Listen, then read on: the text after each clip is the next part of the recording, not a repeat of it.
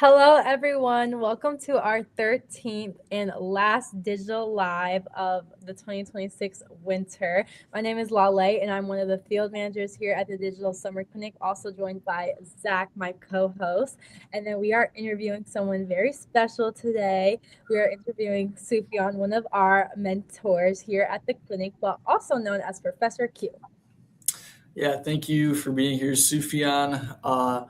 We are really excited to have this conversation with you today, get to know you a little bit more. And for everybody watching, feel free to drop your questions that you might have for Dr. Q in the chat here. So, our first question for Dr. Q, just to kind of get an introduction about you for people who aren't familiar, just introduce yourself a little bit and just tell us about your experience as a professional. Absolutely. It's good to be here. Thank you guys for having me. You want me to go back to the early Dr. Q or the yeah, Go the back higher as far as you want. so a few stuff maybe others don't know about me. Born and raised in California, Sacramento Woodland. Then I moved, with my parents. I was young to Jordan. Went to high school, undergraduate, then decided to come back. Doing my MBA. I worked in logistics, inventory control, management control, and then I decided, while I'm doing my MBA, then I decided, what, I really enjoy. I was doing some research and I was doing some case studies and things like that. So I said, what, I enjoy this. Higher education, and I want to do more. So I decided to quit my job and went for a full-time PhD student at Toledo. And so then I graduated. I got a job in the University of Scranton in Pennsylvania. I'm sure you heard about Scranton, the city, right? You watch The Office, and that show is in Scranton over there. And then so I worked there for 5 years as a professor, and then I decided I want to go back to this area, so I applied at Eastern. I started working in 2013, and I'm still here right now. I teach in operations management, logistics, supply chain. And then I became the department head, first interim department head, and then 2 years ago I became the department head for marketing, which supply chain management lies under the marketing, and as well as international business. So that's a little bit about my background. Thank you for telling us about yourself. As you remember, I was telling you how I wanted to learn more, and I certainly did, because I didn't know a lot of the information you shared. So now for our next question, I remember you telling me you've kind of been with the Digital Summer Clinic since its early days. So how did you first become a mentor, and what would you say is the most rewarding part about it? Yeah. So I think it was 2017 or 18. I can't really remember. But which is the founder of the center. He approached me and he said, I remember we were having lunch, and he was talking about the clinic, and so then he said, "Would you like to try it out? Just try it out, see if you like it or not, and see." He explained, the role of the mentor, and I said, "You know what? Why not? An opportunity. Let me test it out and see how it goes." And I tried it out, and I loved it. I'm telling Bud and the others, this is the highlight of my career, actually, to be part of the mentoring team. So since then, I've been mentoring, and I've been doing that since, I think, 2018 or 17. I can't really remember. And then the other question is about the best part, or really? What would you say is the most rewarding? Really, I mean, I love to deal with to talk to students. I like to help the student out.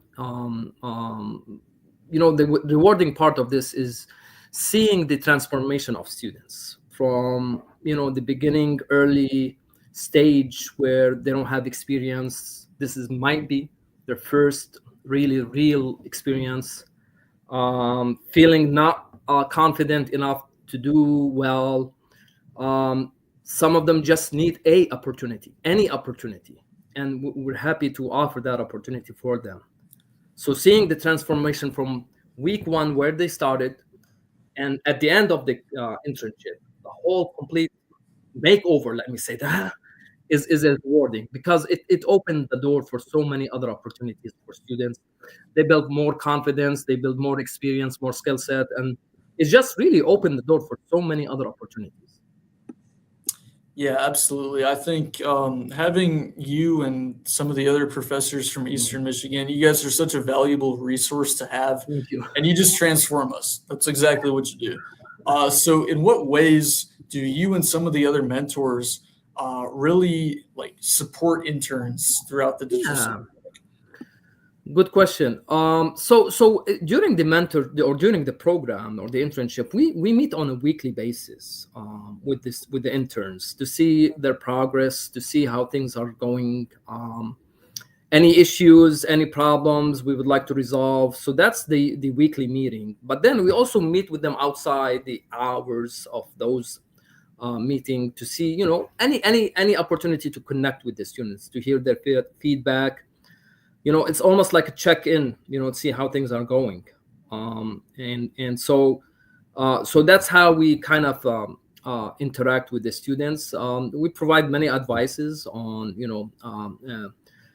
resolving problems, having more better communication. I think communication is a key, and a lot of students lack. And so we provide support in terms of how to approach things and how to resolve issues before we try our best before it goes out of control. So, because we are nearing the end of applications and the Yeah. digital summer clinic is about to start soon, in your opinion, what is a way students can maximize their experience in the digital Mm, summer clinic? Because I remember going in and I didn't really talk to as many people as I wish I would have, because I automatically had like maybe 40, 50 new people added to my network. right. So, and including the mentors. So, how do you think people can better maximize their experience? Sure. I know you mentioned those events, and I think you guys are almost maybe done with those job fairs and tablings and things like that. But for future interns, maybe you can attend those events, have a better network with the professors, have a better network with the field managers. Uh, uh, you know, Fix your resume, of course. Make sure it is. What do you say? Maybe shines and up to date. Have a nice statement of purpose. I think that is a key. Why you want this. Tell us that you really know what you're talking about, what you're getting involved in. Also, if you can connect after you applied, maybe send a email, or send maybe on LinkedIn, because we connect with a lot of students in LinkedIn. And so having this network, having this connection with the people involved in the internship is always a plus. That's a great answer. So now we are nearing the Q&A section. But before we start, we got a comment from the director of our program, Bud Gibson, and he said he didn't realize that you had worked in supply chain. Oh, and he has a question with it. How do you feel that has affected your view as a professor? Sure. I mean, I think having a real life experience, a working experience, adds to what's there in the theory, right? You've been there, how the system works, how things are done in real life. And so with the addition of the concept that we teach and the theories that we teach, I think that is always a plus. It strengthen your teaching skills. It helps the students to tell stories about what really happens in the real world. So it's I think they go hand in hand. So it's a plus. Thank you for sharing that. And so Sure. now we have reached the end of our digital live. And I just wanted to say thank you, everyone, for being here and watching our live with one of our best mentors that we have on our team. Oh, thank you so much. That is kind of It's always pleasure to be with you guys. You guys are doing great, and I think this is the last episode. Is that right, Zach? Yeah, this is the last episode. It's kind of sad, but yeah, we have new questions. So we have a question from Abir. Number one, is it too late to apply? It is not too late to apply. We have our applications open until April 24th. So that is about 2 weeks away. So yeah, be sure to get your applications in before then. And our applications on a rolling basis. Sufian, would you like to answer that one? What is the question? Are you looking for students with a lot of professional experience, or Well, previous intern considered a plus? Yeah, our applications on a rolling basis. I'm not quite sure how to answer that one. So it's not on a rolling basis. I mean, basically, as you mentioned, I think the deadline is when they closed, and so do that. And then with regard to professional experience, you don't have to have a professional experience. You can show some skills that you have. I mean, a lot of or some of the students don't even have any previous experience, as I mentioned. Right. And so basically, show us some skill sets, show us some passion that this is what stuff you really want to get involved in. You have worked maybe even as a non-paid, maybe as a school project, maybe as a volunteer work.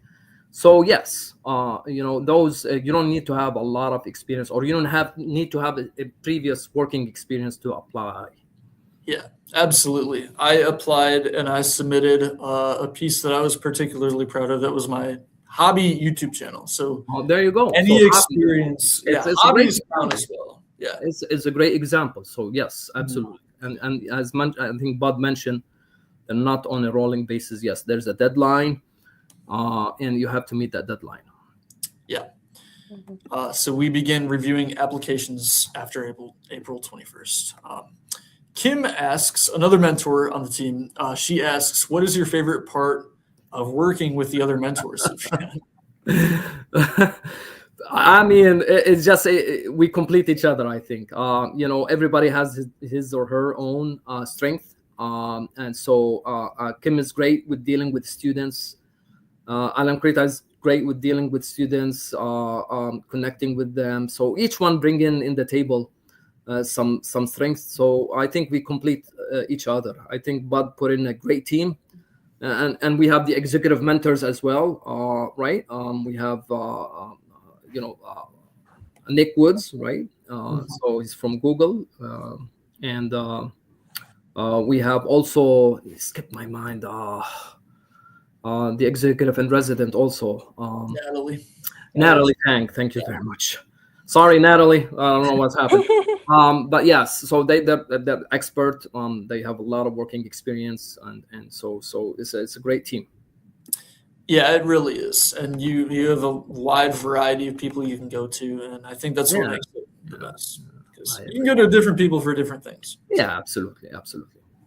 Yeah. So just in conclusion, we are reviewing applications right now. We are just not making decisions until after April 24th.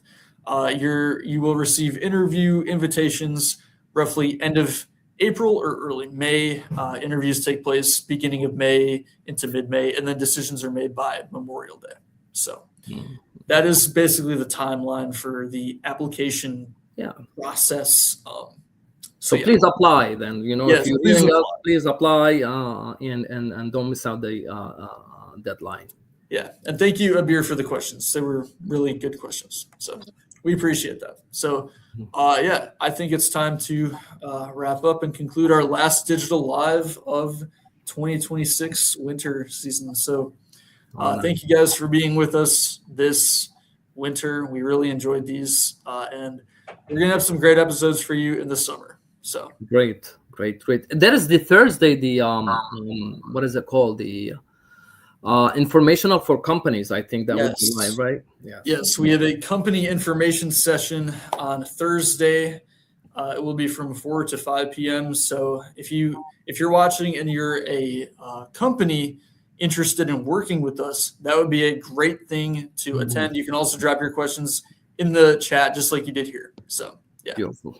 So stay tuned for our upcoming lives. We'll have one Thursday, and then after that, they'll pick back up in the summer. So It was great being a live host. So yeah, see you guys next time. Thank you very much, guys. Bye.